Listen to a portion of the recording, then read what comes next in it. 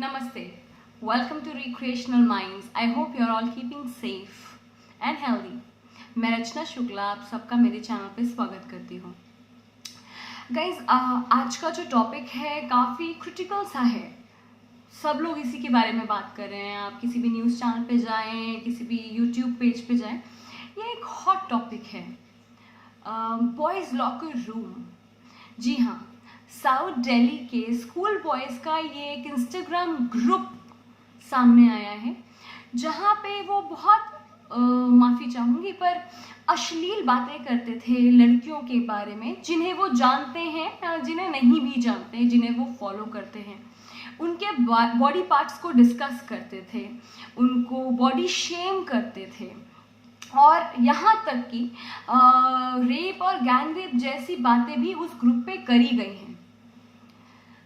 शायद हमें सुनने में अटपटा सा लगे, लेकिन रियलिटी आज के टाइम में यही है कि लोग गैंग रेप तक ना पहुंचे, लेकिन ज़रूर वो इस हद तक पहुंच जाते हैं कि वो किसी को बॉडी शेम करने लगते हैं. ये एक सैड रियलिटी है, पर it is there prevalent in both the genders. क्या ये आज से है? तो मैं कहूँगी बिल्कुल नहीं. ये आप अपनी फैमिलीज में देखेंगे तो कहीं ना कहीं आपकी फैमिलीज में परसिस्ट करता है.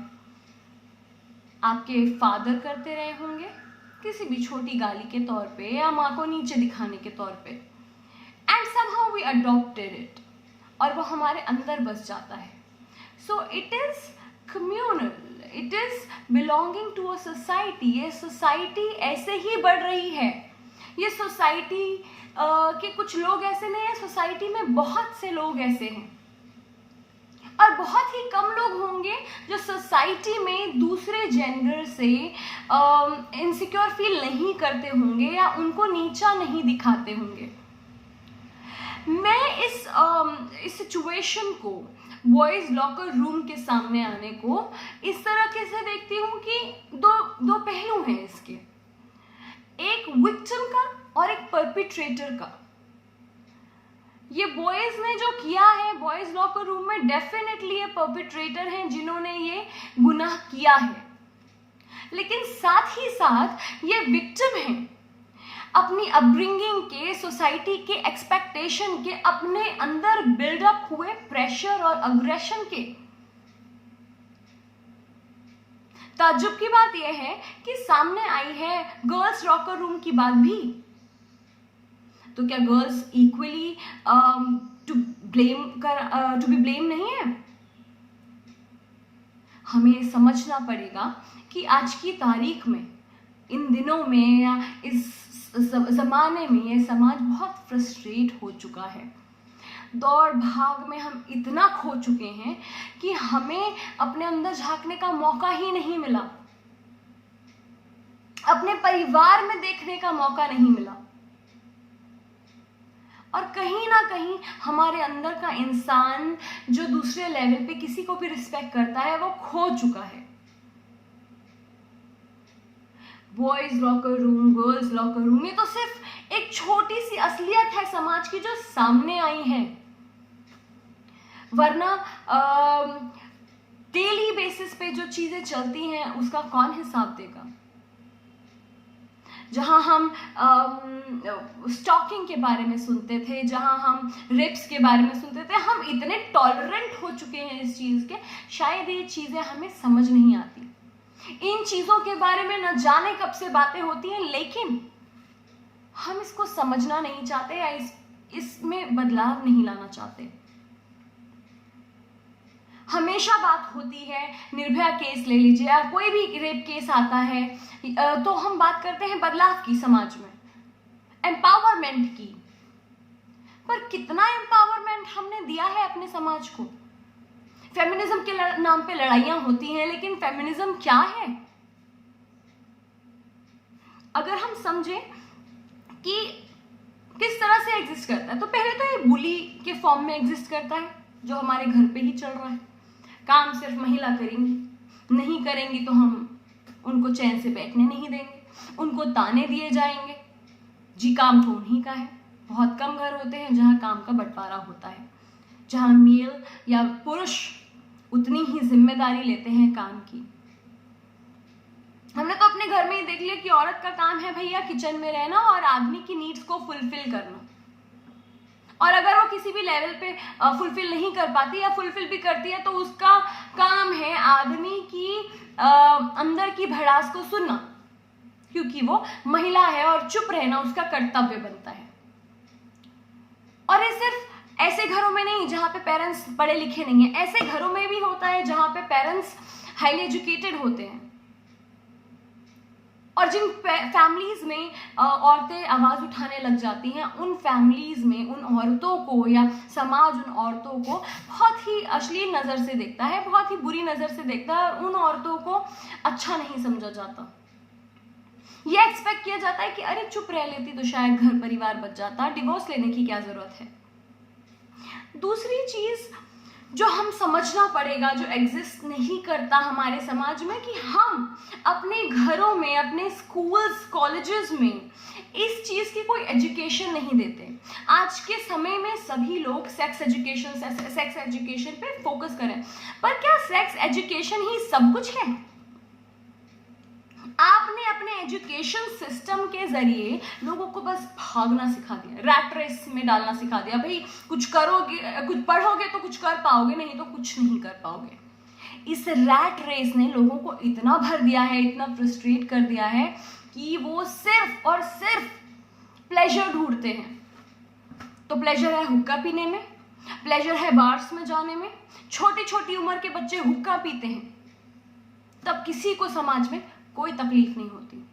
पेरेंट्स खुद अपने बच्चों को हुक्का कराते हैं, तब किसी को समाज में कोई तकलीफ नहीं होती। बच्चों को मोबाइल फोन दे दिया जाता है उनकी सिक्योरिटी के नाम पे। क्या एक बच्चे की मोबाइल फोन नीड है?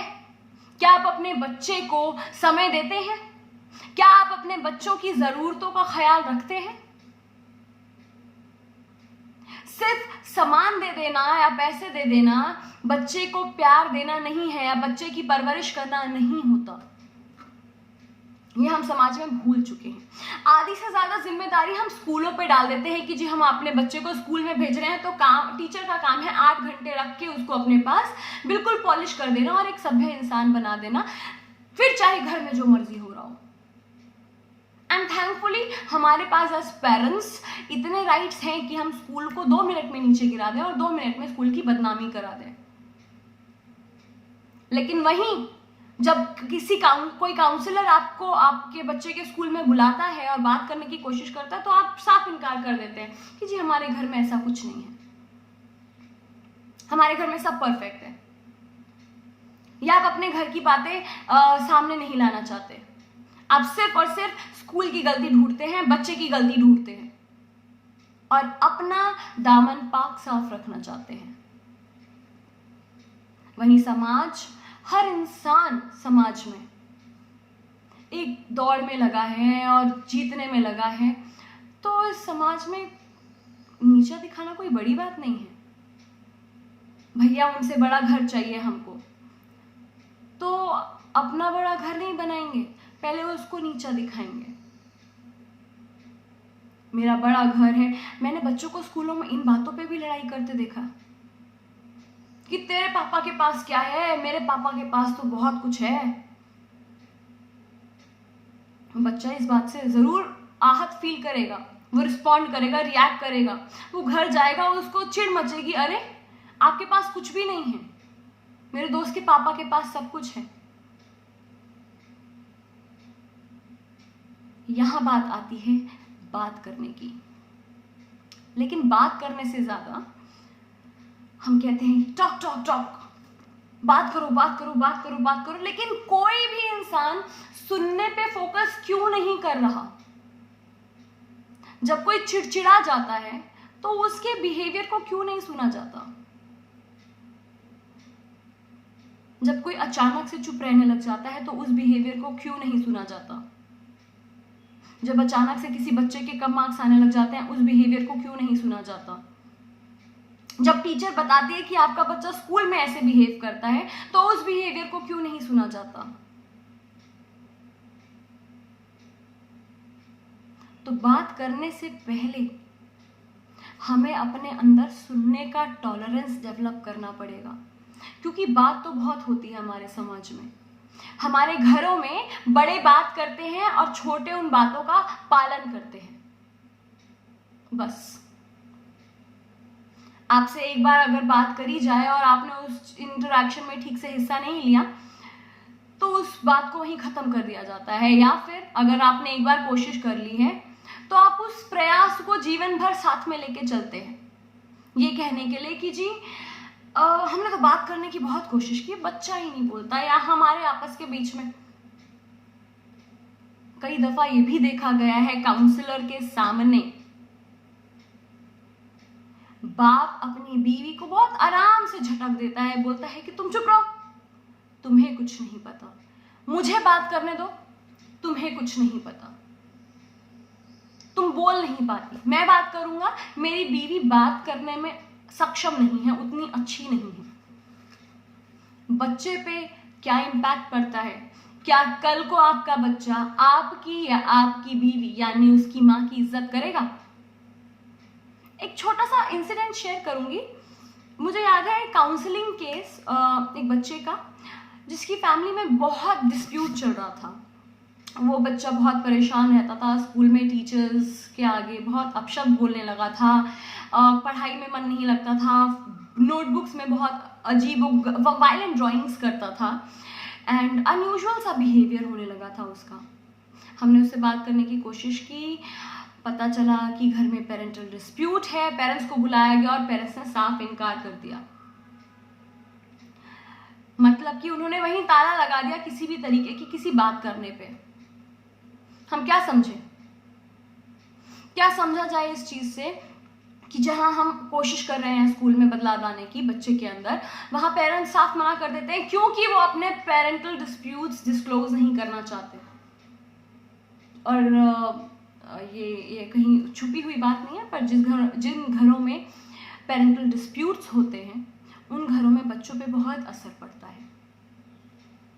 बच्चा उतना ही इमोशनली फ्रस्ट्रेट हो जाता है। आप बड़े हैं, आप किसी भी लेवल पे डील कर सकते हैं, पर बच्चे के लिए डील कर पाना बहुत मुश्किल होता है। सेक्स एजुकेशन के बारे में बात कर रही थी मैं।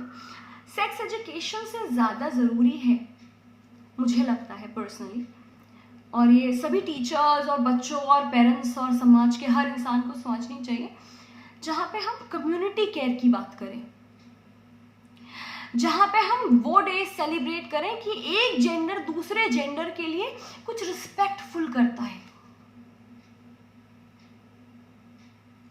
हम ऐसी बातें करें जहाँ पे रोमांस की बातें हों स्कूलों में, जहाँ नेचुरल बायोलॉजिकल अट्रैक्शंस की बातें हों स्कूलों में, कि टीनेजर्स में अट्रैक्शन होना जरूरी है, टीनेज ईयर्स में हार्ट ब्रेक होना लाजमी है।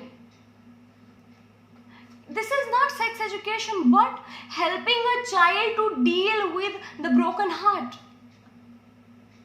आप कितने ही पैरे लगा दें बच्चों को, कितने ही अलग चेयर्स पे बिठा दें, कितना ही उनको साथ खड़े होने से रोकें स्कूल या घर या कहीं पे भी, वो मिलेंगे, वो छुप छुप के आपसे हर वो चीज़ करेंगे जो होनी नहीं चाहिए।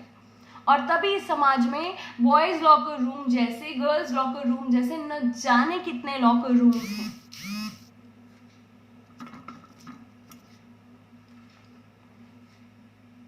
और कितने दुख की बात है ये। हम देश महान, भारत महान करते ज़रूर हैं, लेकिन हम इसको महान बनाने के लिए क्या कर रहे हैं?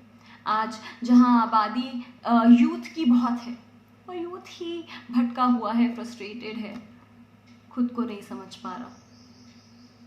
हम अगर स्कूलों में जेंडर न्यूट्रलिटी सिखाएंगे, सारे जेंडर्स को एक समान बताएंगे,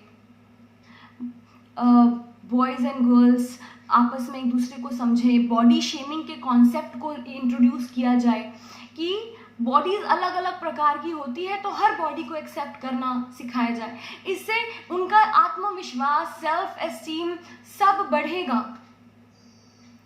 जिससे आने वाले समय में या किसी भी तौर पे वो किसी दूसरे इंसान को बुली नहीं करेंगे, नीचा नहीं दिखाएंगे।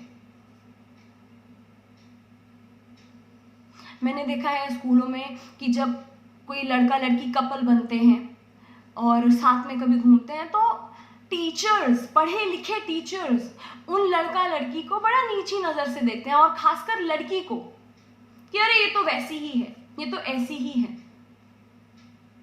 चाहे लड़के को कुछ ना कहा जाए।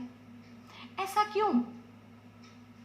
और जब हार्ट ब्रेक होगा तो शायद यही लड़का या लड़की एक दूसरे को गाली दे रहे होंगे।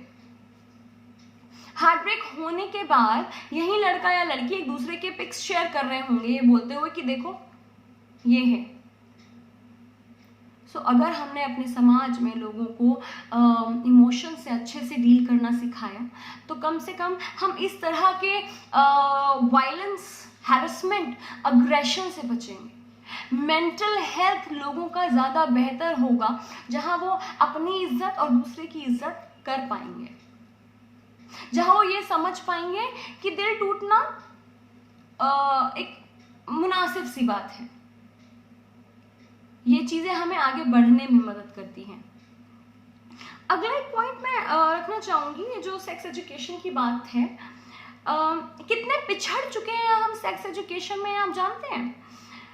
जहाँ हम क्लास 6 से अगर सेक्स एजुकेशन भी शुरू करें, तो रियलिटी तो ये है ना कि क्लास 3rd 4th का बच्चा भी इन सब चीज़ों से अवेयर है। वो आपके फ़ोन में कुछ कुछ देख चुका होगा, नहीं भी देख चुका होगा तो घर के एनवायरनमेंट से उसे कुछ समझ आ गया होगा, नहीं भी समझ आया होगा तो उसका कोई कज़न होगा उससे बड़ा जो उसको इस बारे में बता चुका होगा।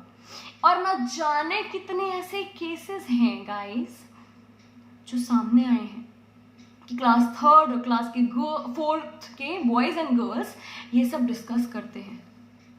तो कब से सेक्स एजुकेशन देने का प्लान कर रहे हैं आप अपने स्कूलों में? प्लीज थिंक अबाउट इट, क्योंकि जितना आप डिले करेंगे उतना ही ज़्यादा इंसान में वो क्यूरियोसिटी बढ़ती जाएगी। जितना आप अपने बच्चों को एक्सपोज करेंगे उतना ही ज़्यादा उसके अंदर वो क्यूरियोसिटी बढ़ती जाएगी। And I might tell you this, but a class 4th and 5th child having an Instagram account, I'm aware of it. वो पापा मम्मी का इंस्टाग्राम अकाउंट ऑपरेट करते हैं, मम्मी पापा को आता नहीं है। वो पापा मम्मी से छुप के इंस्टाग्राम अकाउंट बनाते हैं, पापा मम्मी को आता नहीं है और पता नहीं है, और वो डीएक्टिवेट कर देते हैं और यूज़ करते हैं जब उन्हें करना होता है। एक क्लास 5th से 6th में आया था वो बच्चा, तो पेरेंट्स ने फ़ोन दे रखा था उसको, क्या रखा था, पर वो मम्मा का फ़ोन ज़्यादा यूज़ करता था। एंड अपेरेंटली मम्मी भी बहुत हैप्पीली कहती हैं कि हमें तो नहीं आता, तो बच्चा कर देता है। और बच्चा क्या करता था? Online shopping. एवरी डे और दी अदर कुछ ना कुछ उसके घर में ऑर्डर्स आ रहे होते थे। कभी घर वाले मना कर देते थे, कभी एक्सेप्ट कर लेते थे, ये सोच के जी काम की चीज़ है। आप बच्चे के अंदर क्या प्रमोट कर रहे हैं? क्योंकि वो बच्चा जब स्कूल आता था वो पढ़ाई की बातें नहीं, मोबाइल फोन की बातें करता था। वो एक सोशल वर्ल्ड की बातें कर रहा है रियल वर्ल्ड में। फिर वो लड़कियों की बातें करते हैं, फिर वो लड़कों की बातें करते हैं और उनके बीच अफेयर्स की बातें करते हैं। इंटरेस्टिंग। और हमें लगता है जी हमारा बच्चा तो बिगड़ा नहीं है, शायद किसी और ने बिगाड़ा होगा। मुद्दा ये नहीं है कि आपका बच्चा बिगड़ा है या किसी और ने बिगाड़ा है, मुद्दा ये है कि क्या आप अपने बच्चे को जानते हैं। मुद्दा ये भी है अगर आपका बच्चा आज उस राह पे नहीं गया है तो कल तो जा सकता है। क्या आप ये जानते हैं? क्या आप अपने बच्चे के बिहेवियर को रीड करने को रेडी हैं? Hats off to those parents जो बहुत मेहनत करते हैं अपने बच्चों को समझने में। एक और बात जो सामने आती है, ऑफ कोर्स पीयर प्रेशर एक बहुत बड़ी चीज होती है इस तरह के बिहेवियर्स में। पीयर्स का एक अलग प्रेशर होता है कि नहीं भी बनना चाहता है ऐसे ग्रुप्स का हिस्सा तो भी बनना पड़ेगा, लेकिन ये हम इग्नोर कर सकते हैं, अवॉइड कर सकते हैं जब हम अपने बच्चों को नो कहना सिखाएं। जब बच्चा नो बोलना सीखेगा तो वो समझेगा सही और गलत के बीच का फर्क, तो उसे पीयर से दूर होने में, कंफर्म ना करने में डर नहीं लगेगा। जब एक पॉइंट लिखा है मैंने, मैं सोच रही थी इस बारे में कि जब हम अपने बेटों से, लड़कों से, हमारे सोसाइटी के बॉयज से एक्सपेक्ट करते हैं कि वो स्ट्रांग रहेंगे, अपने अंदर के इमोशन अपने अंदर दबा के रहेंगे, तो यूजुअली क्या होता है, इतना अग्रेसिव हो जाने के बाद इंसान खुद को सेटिस्फाई या खुश रखने के तरीके ढूंढता है। तो as a form of defence वो सार्कास्टिक हो जाते हैं, वो हर बात पे ताना कसते हैं, ह्यूमिलिएट करते हैं, तो दूसरे को नीचा दिखा के उन्हें अपने बारे में अच्छा महसूस होता है।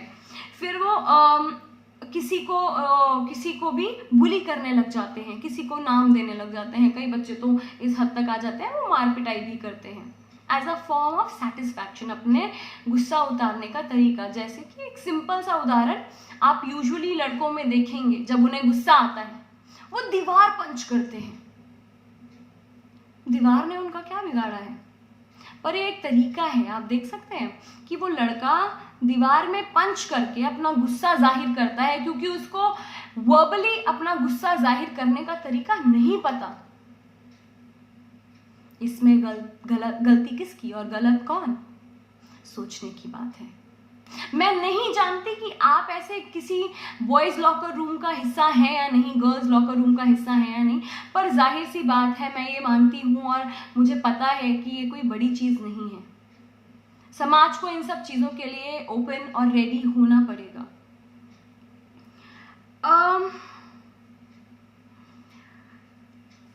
पनिशमेंट, एक पॉइंट था पनिशमेंट के बारे में, पता नहीं पनिशमेंट होगी नहीं होगी, क्या होगा पता नहीं,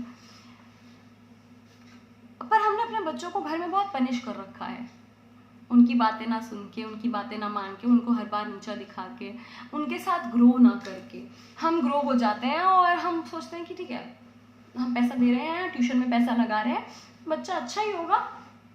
और जब बच्चा अच्छा नहीं होता या हमारे एक्सपेक्टेशन के हिसाब से बिहेव नहीं करता, तो हम कहते हैं जी बच्चा बिगड़ गया। सैडली यू गाइज, बच्चे पे पैसा लगाना या इन्वेस्ट करना is not expecting a good product. ये कोई सामान नहीं है, आप कोई इंडस्ट्री नहीं चला रहे हैं।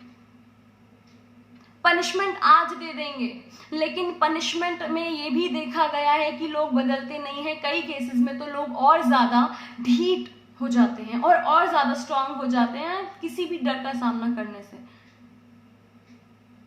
So please understand that you sit down with your children and listen to them and work on their mental health along with yours. Mental health साथ में आगे बढ़ता है। I know आप फ्रस्ट्रेटेड हैं, I know आप काम से बहुत परेशान हैं, I know आपके पास बहुत इश्यूज हैं, पर इसका मतलब ये नहीं कि आपका बच्चा इस टॉर्चर को झेले। आपने एक लाइफ को जन्म दिया है, तो आपकी रिस्पॉन्सिबिलिटी पूरी बनती है कि आप उस बच्चे का ध्यान रखें, चाहे वो कैसा भी हो, कैसा भी बिहेव करे। You have to own their behaviours, you have to take an ownership to some extent. जब तक वो 10 साल के हैं, 12 साल के हैं, उसके बाद बच्चा धीरे धीरे खुद समझने लगता है। लेकिन ये तभी चीजें होंगी जब आप उनको पहले सुनेंगे, उनको सुनना सिखाएंगे और फिर साथ में बैठ के बातें करेंगे। तभी एज ग्रुप में हमारा समाज, हिंदू समाज डिवाइड करता रहा है चीज़ों को, बच्चों को, बालकपन को, कि शुरुआत के जो साल होते हैं उसमें माँ बाप बच्चे को सुने, क्या मांगता है, क्या कहता है, क्या ठीक है। साथ साथ में धीरे धीरे 4 से 10 साल की उम्र तक माँ बाप बच्चे को सुनाएं। क्या सुनाया जाए? हमारी स्टोरीज, हमारे वेद पुराण, हमारे कल्चर के बारे में, सही और गलत के फैसले के बारे में। और उसके बाद 12 से आगे आने वाली उम्र तक बैठ के बातें की जाए कि उन्हें क्या लगता है जिंदगी के बारे में। और हाँ, एक बहुत इंपॉर्टेंट चीज जिससे मैं इस वीडियो को एंड करना चाहूंगी, प्लीज़ अपने बच्चों को या अपने आसपास किसी भी इंसान को कमज़ोर होना ना सिखाएं। उन्हें ज़रूर मजबूत होना सिखाएं, उन्हें किसी भी डर का सामना करना सिखाएं, क्योंकि अगर वो बाहर के लोगों से डरेंगे और घर के लोगों से डरेंगे तो वो किसी भी लेवल पे ग्रो नहीं कर पाएंगे। डर होना बहुत ज़रूरी है, मम्मी पापा का डर हो ज़रूरी है, लेकिन एक लेवल तक। समाज के नियम कानून कायदों का डर होना ज़रूरी है। आप कैसे एक्सपेक्ट करते हैं जब आप रोज ट्रैफिक लाइट तोड़ते हैं तो आपका बच्चा कल को सारे नियम मानेगा? ज़रूर इस बारे में सोचिए, अपने अंदर झांकिए, रिफ्लेक्ट करिए और शेयर करिए अगर आप मेरी बात से सहमत हैं तो। नमस्कार, मैं फिर मिलूंगी आपसे। Please like, share and subscribe. Thank you and love to you all.